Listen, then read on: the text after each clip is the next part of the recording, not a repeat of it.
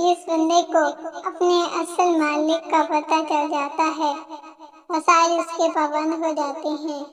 شدید آفتوں سے بچنے کے لیے وقتاً فوقتاً صدقہ دیتے رہو، آفتوں سے ہمیشہ محفوظ رہو گے۔ جس نے اللہ کی عطا کردہ نعمتوں کی قدر کی، اس نے فلاح پائی۔ اللہ کو اپنے قلب میں بسانا چاہتے ہو تو قلب کو اللہ کے نور کا عکاس بناؤ۔ مشکلات اور مصیبتوں پر اگر صبر کر لو گے تو آخرت میں اس کا انعام پاؤ گے۔ اگر جنت لینا چاہتے ہو تو اپنے آپ کو اللہ کی راہ میں فروخت کر ڈالو۔